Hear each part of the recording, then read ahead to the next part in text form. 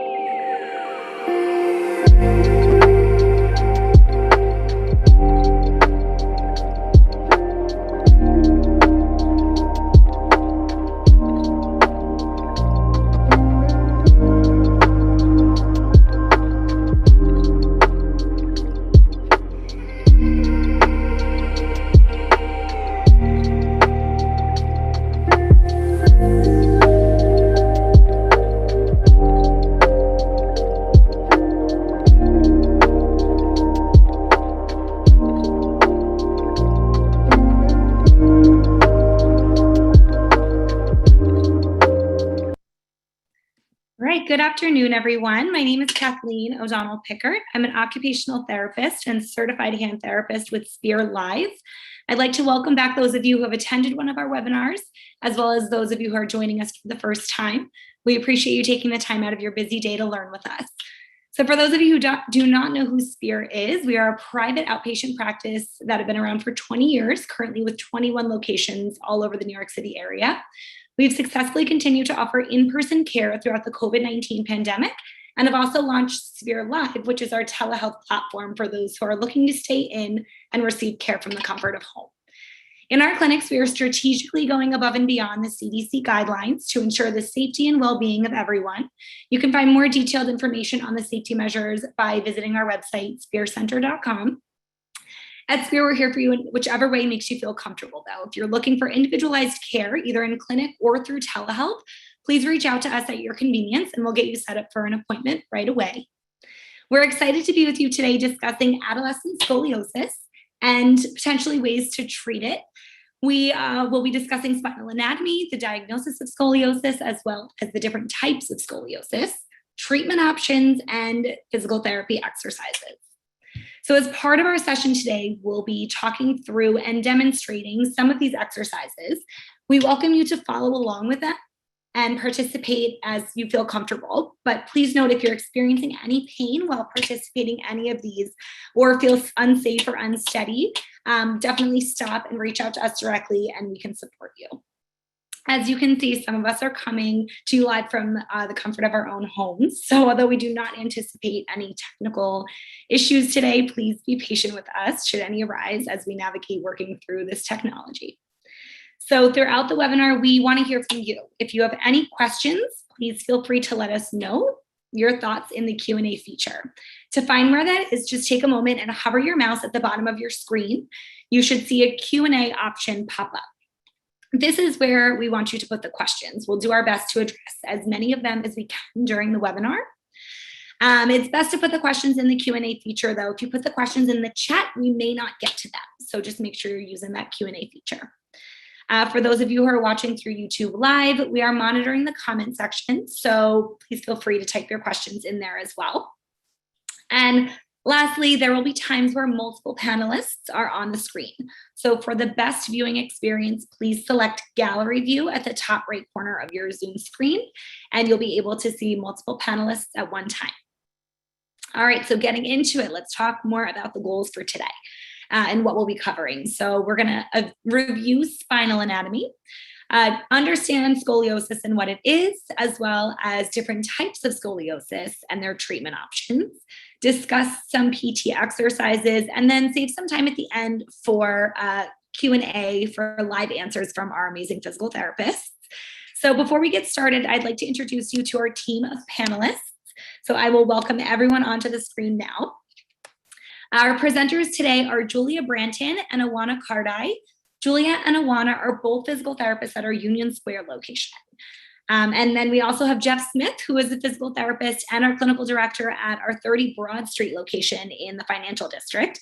He's going to be helping us answer the questions today in the Q&A and getting those all organized. So now that we've introduced everybody, we can get started. Jeff and I are going to say goodbye for now and let Julia and Ioana take it from here with some info on adolescent scoliosis.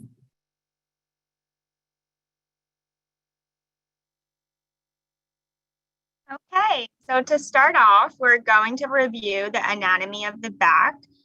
On the slide here, you can see that the back is made up of your spine and muscles as well. In the picture to your left, you can see your spine.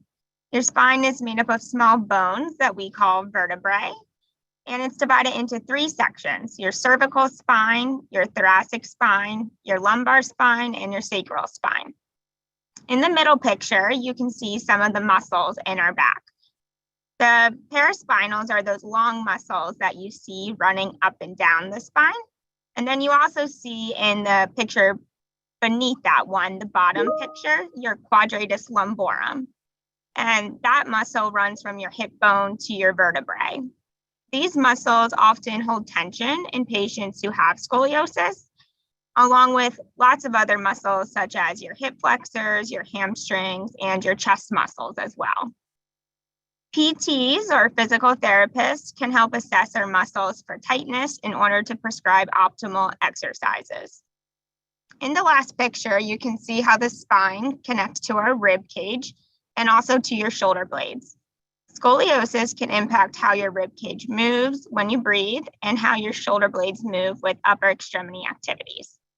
Now I'm going to pass it on to Ioana to talk about a little bit more about what scoliosis is.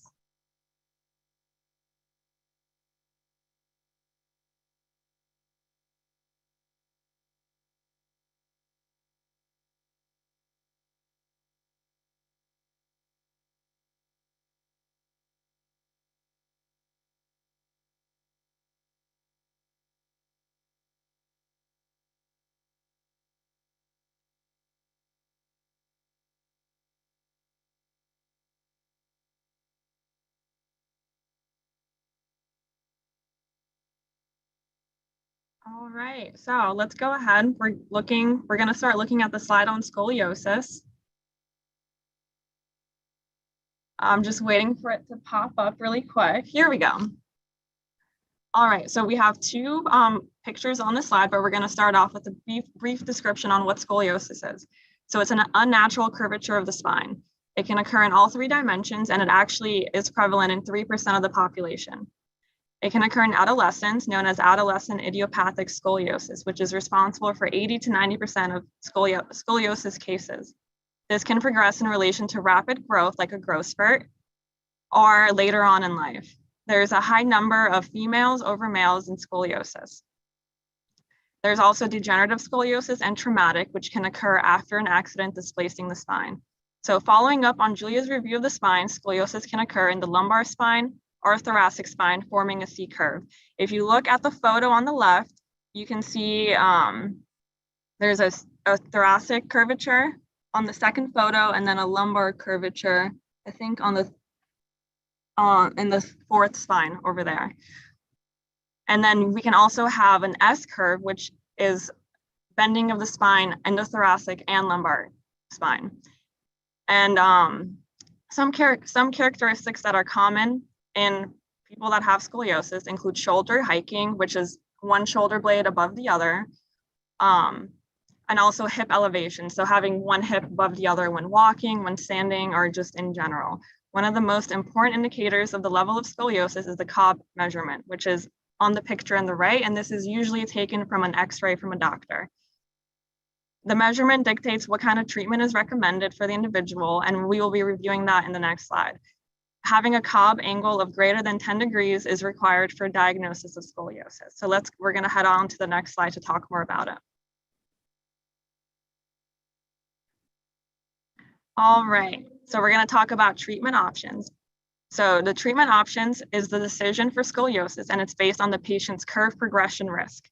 The risk of scoliosis progression is based on the severity of the curve, which is measured by the Cobb angle, the age of the child at curve onset, and certain maturity indicators such as bone age, genetics, gender, and curve type. And now Julia is going to talk a little bit more about treatment options.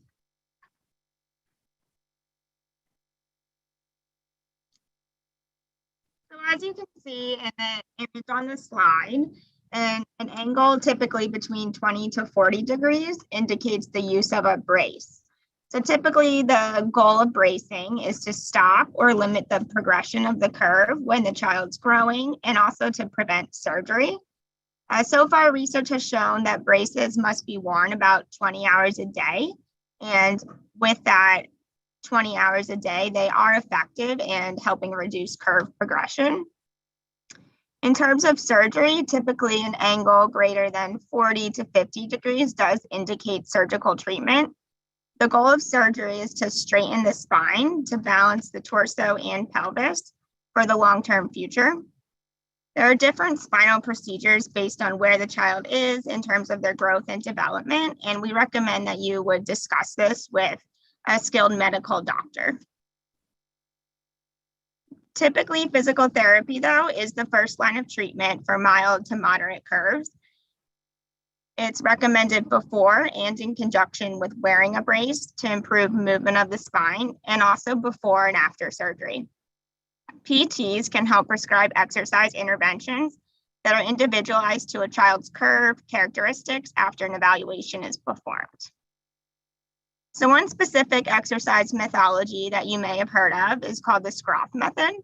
The Schroth method uses physiotherapeutic scoliosis specific exercises to help decrease pain and improve quality of life. This method uses spinal stabilizing exercises that can be applied to activities of daily living, like squatting, doing household chores, and also for kids that are involved in sports. Prescription of these exercises requires a thorough intervention of a child by a PT that is certified in this method. So for the purposes of this webinar, the exercises we show today will be more general to appeal to a wider audience. So now we're going to go ahead and go through some of these exercises with you.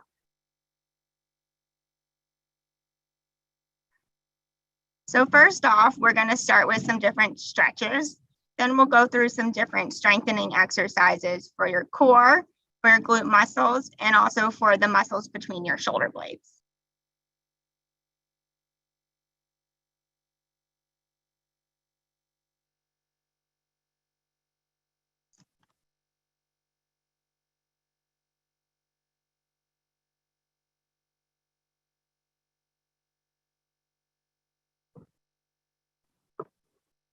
It would be awesome if everyone who's live follows along and does these with us. If you're in a good, safe environment and feel like you're able to by yourself. So the first one is a stretch for your side here. So typically a scoliotic curve will kind of be like a C shape, like this. You're going to want that concave side up towards the ceiling. You can put a pillow underneath your torso, just like this. And then you can reach this way, the other way, to help open up that concave side of the curve. Typically, we recommend you hold this for about 30 seconds. So let's hold for a little bit longer, and then we'll go through the next exercise.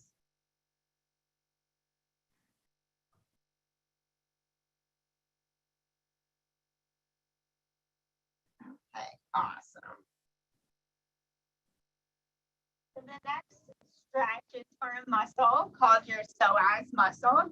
This muscle attaches to your spine and also to your hips here.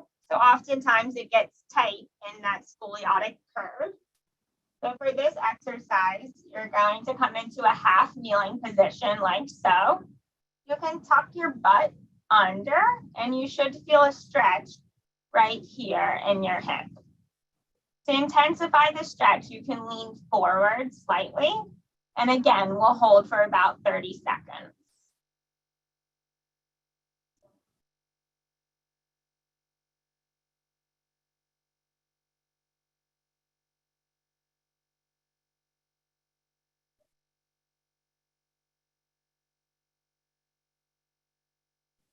Okay, awesome. Now let's switch sides.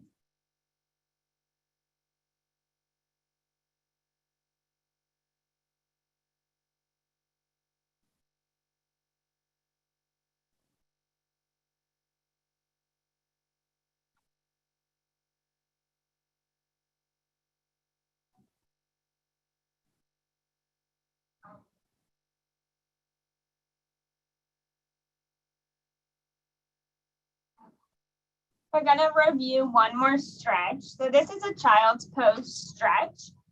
It's really great to stretch out that muscle we showed you in one of the first slides called your erector spinae muscle. So to do this, you're going to come onto all fours and then sink back into your hips. You should feel a nice stretch along here. And same thing, we'll hold for about 30 seconds.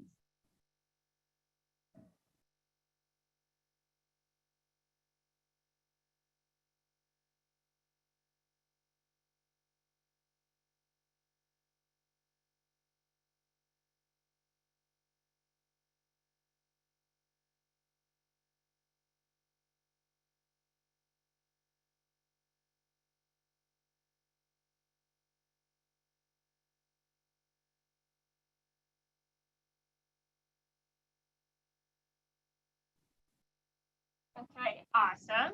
How does everyone feel? Good? Now we're going to get to the strengthening part of our program. So we're going to start with some exercises for your abdominal muscles, as well as all the muscles in your back that help stabilize your spine. So for the first exercise, you're going to lay on your back, like so.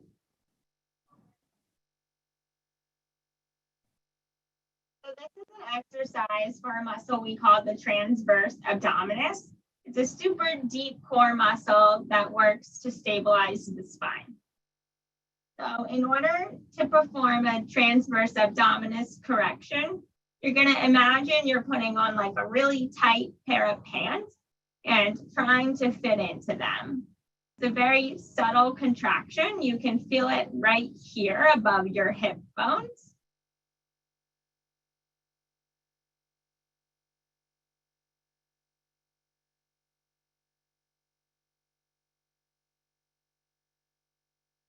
So this exercise can be progressed by adding some marches.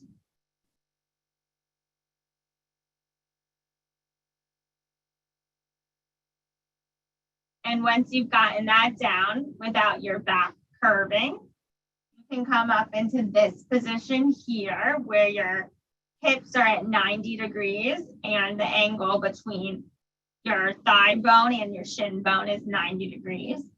And you can do the taps from this position as well. Super important when you're doing this, that your back is not coming off of the mat beneath you.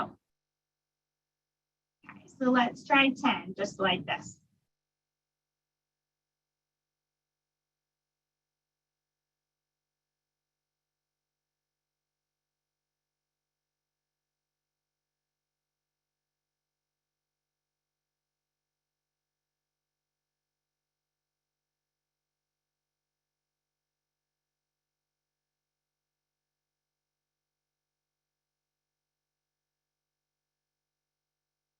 Okay. The second core exercise we're going to show you is called a bird dog. It's another spinal stabilizing exercise. So for this one, you're going to come up into a quadruped position. Your hands should be beneath your shoulders and your knees should be directly under your hips. So for this exercise, you want to engage your abdominals. And then you're going to bring your opposite arm and opposite leg up. And then back down. And when you're doing this, you want to make sure your hips aren't rocking. They should stay still.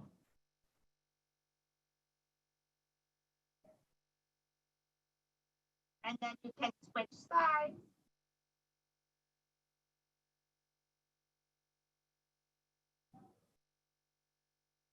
let's do 10.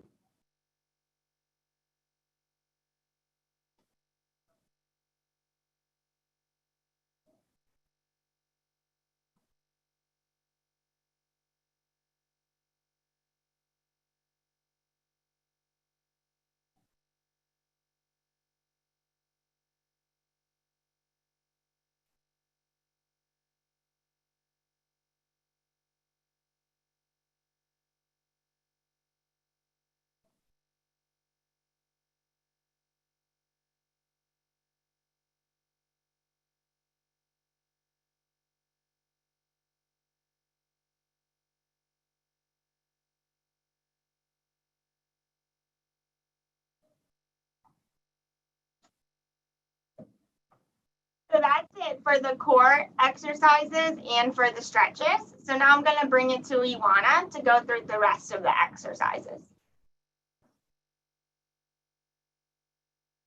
All right, hi everybody. I'm gonna go over some glute exercises and then some periscapular exercises for your thoracic spine up in here, okay? So for the first one, we're gonna start off with some bridges. I'm gonna have everybody lay down on their back.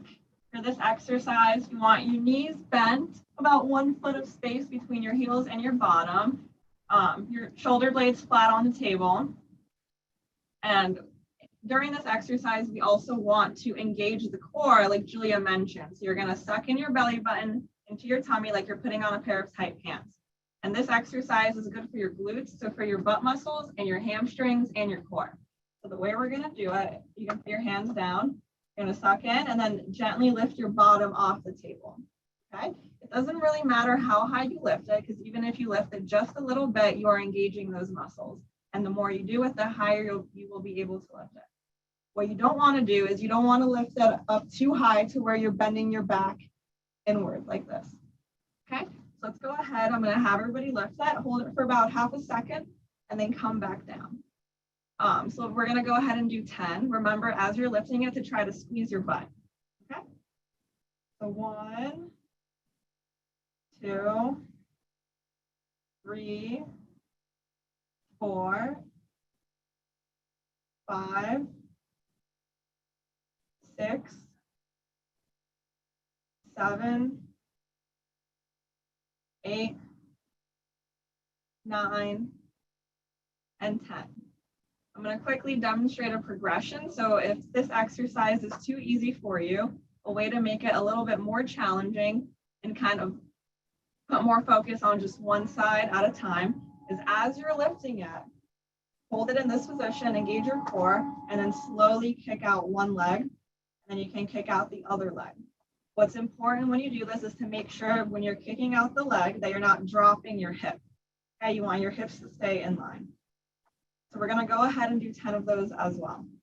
Okay, so we're going to come up, engage the core, kick out 1, 2, 3, 4, 5, 6, 7, 8, 9, and 10. So when you if somebody has scoliosis, besides working on the back muscles, it's also important to really work on the hip muscles, because those are the muscles that hold up the back. So that's why these exercises are important. The next one is a clamshell, which is one of my personal favorites. You can do this one with a band or without a band. I'm going to use a band since I have one here. So you're going to put the band over your knees. It's a closed loop band right above your knees. Okay, for this exercise, you're going to lay on your side. Okay, and what you want is your knees bent and your feet in line with your spine. So the way to do it is you're going to lift, keep your feet together. You're going to lift your knee up slowly and then down slowly.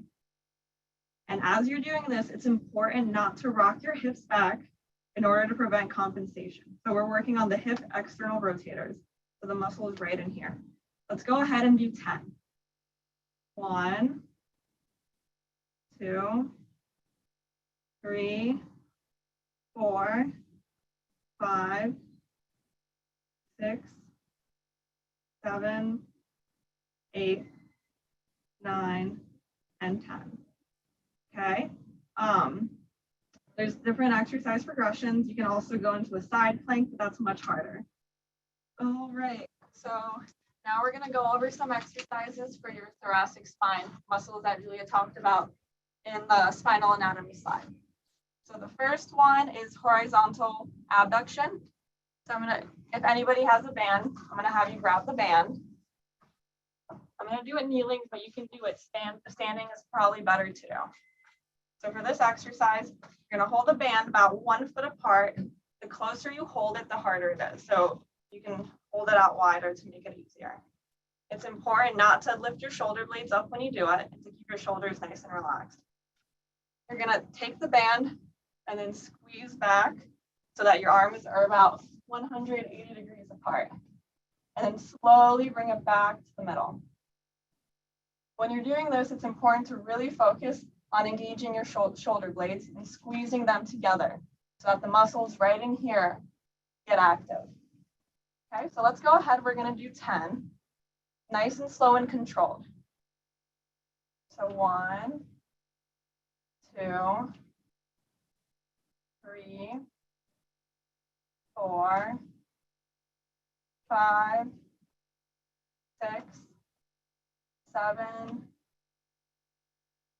8, 9, and 10. It's really important to remember to be really controlled with this exercise and not rush through it, because that's what's going to focus on those scapular stabilizers in your back. All right, the next exercise is a prone I. I'm going to demonstrate it for you. So for this exercise, I'm going to have everybody lay on their tummies, okay, with their hands back like this. So this exercise is engaging your middle and low traps, which are postural muscles. And for a lot of individuals, these muscles tend to be really weak because of poor posture from sitting all day, working on a computer, texting on the phone, and having the shoulders hunched over. All right, so you're gonna lay like this, and I want everybody to imagine that you're squeezing your shoulder blades together, and then to imagine that you're trying to put them into your back butt pocket. So you're gonna squeeze it together and then lower, and you can gently lift your arms off the ground. We're gonna maintain this position for 10 seconds and then relax.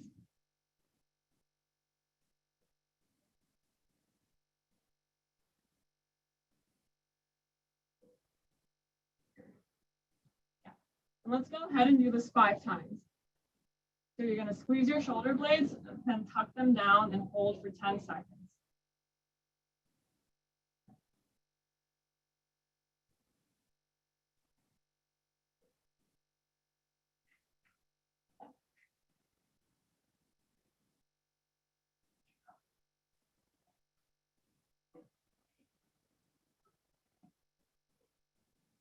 Okay, 2 more.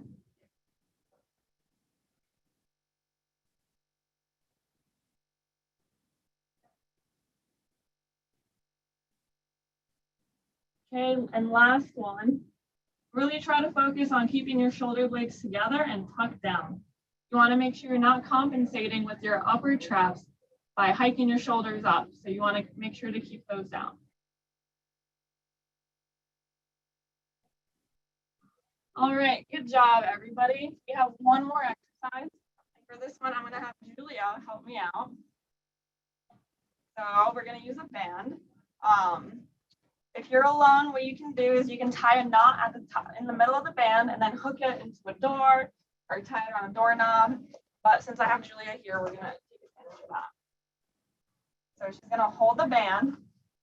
So what we're going to do is you're basically going to pull back as if you're rowing. There's a couple important cues here. So as you pull back, you want to make sure your elbows are not coming too far back because that pushes your shoulders forward and we don't want that. So you're going to squeeze back and then open your chest up and pinch your shoulder blades like we have talked about previously. Okay? We're going to pull back, squeeze, hold it for about half a second, and then slowly come out. All right, and as you're doing this, make sure to engage your core and not lean back. Okay, try to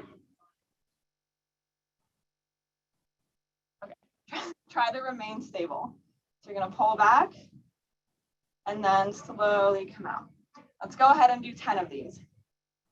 Pull back, squeeze the shoulder blades, gently come back out.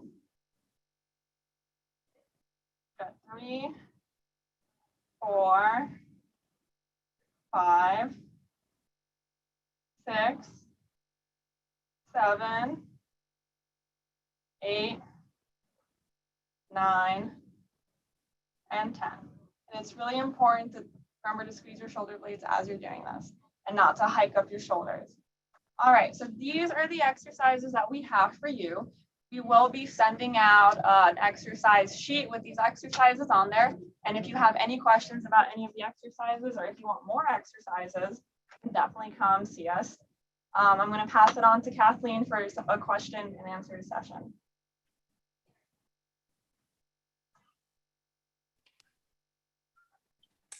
All right, that was amazing. Those exercises are definitely a good way to get moving. So while you guys were teaching us all about these amazing exercises, we got a few questions that came in that Jeff organized. So I'm just going to get started. I'm going to have our presenters answer these questions as best they can. Again, if you feel like you need a one-on-one session, please don't hesitate to reach out to them directly. You guys kind of touched on this, but maybe you want to go into a little bit more detail on some of the telltale signs of scoliosis, or, you know, what you might see to trigger you to get checked for scoliosis.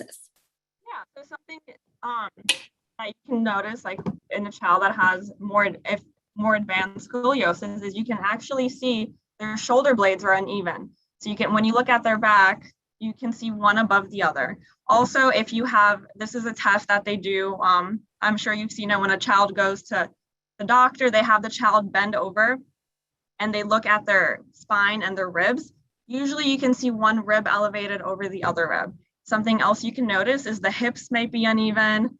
And then also just maybe some pain, or like difficulty stretching one way versus another way. And what, this question kind of goes hand in hand, what causes scoliosis, or is there something that we can do to prevent it? So as for scoliosis, there is nothing specifically causes it. It's highly genetic. Also, what you can do to prevent it is, there's nothing really you can do to prevent it besides the treatment options we went over, but definitely keeping those muscles loose and strong in order to support the growth of the spine in a normal curvature is the best thing anybody can do. Yeah. That's great. And again, kind of going hand in hand. So these exercises that you were showing us, they can have the potential to help in the long run. It kind of sounds like what you're saying, right? Tell us a little bit about what they might do for long term. Yeah, so in the long term, the main goal is to stop the curve from getting worse and to also decrease pain so that you're able to go through your daily routine more easily. One of the biggest concerns with scoliosis and the curve progression is it becoming so severe that it can impact your respiratory system. So that's really why exercise is so important. You can imagine if a curve gets worse, it's going to shift your rib cage and impact how your lungs can expand and contract. So really doing the exercises, like Ioana mentioned, can keep everything kind of in line the best it can so that it doesn't progress further. That's amazing. And we just got another question that these are just all coming in right at the right time. They're all going all together. So is this something you would suggest kids between 9 and 12 or in those formative years, should they be doing these exercises even if they haven't been given a diagnosis of scoliosis? I think these exercises are great for everybody to do in general, even if you don't have scoliosis, because as everybody knows, we're walking around on our phones, we're on our computers, our postures throughout, the past, 50 years has gotten worse as a society because of what we're doing. So these exercises are great in general for everybody, and even for people with other diagnoses and other, issues going on. These are highly recommended. Awesome. Thank you. All right. So we talked a little bit about like the more holistic ways of treating it, like you guys showed with the exercises, but maybe going into a little bit more discussion about surgery and the treatment afterwards. So if someone undergoes surgery for scoliosis, is it ever too late to do physical therapy or post-operative treatment? No, actually, no. Yeah. So for individuals that undergo surgery, it's actually extremely important to do physical therapy because first of all, you're having a surgery which impacts the muscles around that area. So doing rehabilitation to get that back is highly important. Also with the surgery, sometimes they basically make your spine stick together. So a lot of the muscles aren't getting active as they used to before. So it's really important to find other ways to activate those muscles so that they remain strong throughout, the longevity of life. Do you have anything else you want to add? I definitely agree with that. I don't think it's ever too late for physical therapy and to really get moving. You can always better yourself. You can always help decrease your pain, and that's what we're here for. Yeah, exactly. I think that's great advice. So going back to kind of when scoliosis begins, is this usually linked to puberty or growing years? And is there ever a point where someone's kind of out of the woods for developing scoliosis? So it is found that the most often time you catch scoliosis is actually through the growth spurt years, which is the young teenage years, because that's when your bones are developing. And if you have like a mild curvature and they develop during that time really quickly, it can really increase the Cobb angle and the degree of scoliosis. Amazing. So getting back to some of the exercises that you guys were doing, how often would you suggest doing these exercises? For the stretches and the mobility exercises, so that's the first section we showed you. Those ones you can really do in the morning when you wake up. You can do them every day. In terms of strengthening exercises, I think it's super important to also give your muscles days off to recover and to relax.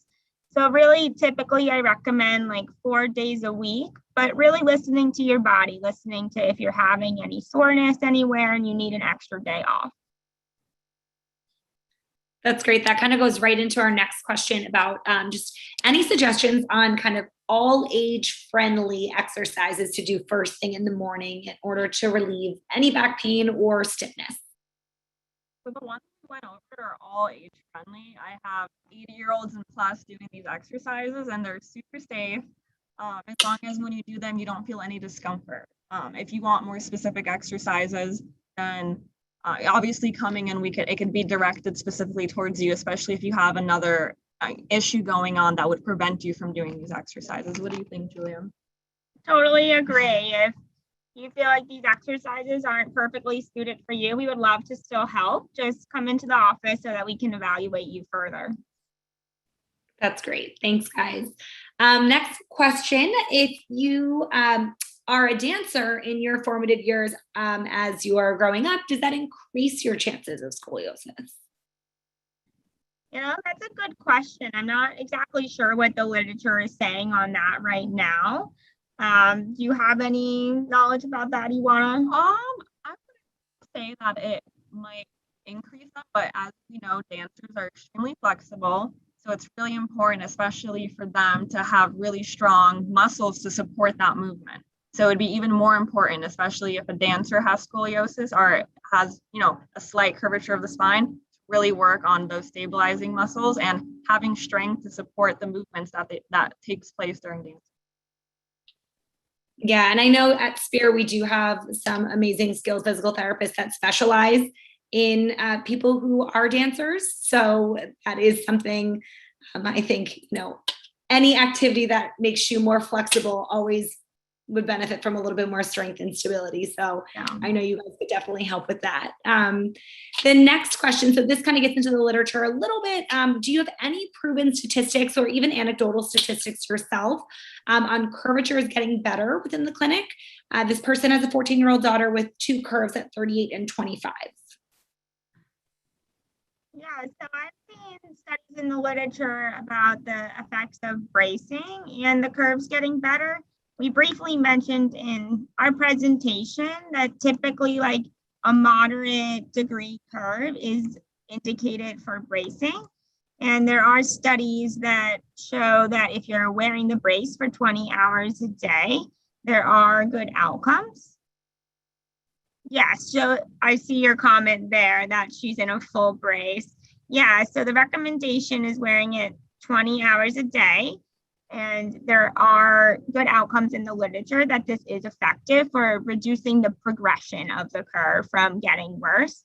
With this said, it's super important to consult with the orthopedist that she's going to, just to make sure she's getting the best care that she needs. That's great. So we got through those questions. If anyone has any more questions, we'll just give another moment to for those to come in. But Julia and Ioana, that was amazing and super, super informative. I think we don't have any more questions coming in. So we hope today's talk was valuable and that you learned more about adolescent scoliosis and some treatment methods. If we didn't get your question, or if you didn't get a chance to send the question in yet, please feel free to reach out directly to any of the presenters or just Spear in general. We can definitely get those questions answered. We'll also be handing out a handout of those exercises that Julia and Ioana went through. So you should be able to see those at some point next week within your email. And then I just want to reiterate who our presenters were. We had Julia Branton and Ioana Cardei, who are both physical therapists at our Union Square location. So feel free to jot down their information so you can reach out to them directly if you have any more questions or if you'd like to schedule an appointment. And then our Q&A moderator, who was really helpful at behind the scenes, just organizing all those questions, was Jeff Smith. He's our clinical director and also a physical therapist at our 30 Broad Street location. And I'm Kathleen. I'm an occupational therapist with Spear Live doing our telehealth treatment. So feel free to reach out to us with any questions. We'd be happy to facilitate getting you set up with one of these amazing therapists as well. And at Spear, we don't just treat the adolescent scoliosis, we treat an array of conditions from head to toe. We're open for in-person visits as well as for telehealth sessions. So if you feel like you could benefit from some individualized guidance and treatment, please don't hesitate to reach out to any one of us individually. And we can personally coordinate you being set up with the right team member for an evaluation. So just lastly, at Spear, we're going to be continuing these webinars through 2021 and into 2022, covering a variety of topics. So we look forward to seeing you there. Please follow us on social media and check your inboxes to learn more about our upcoming topics. And thank you so much for spending time with us today. We hope you enjoyed the webinar.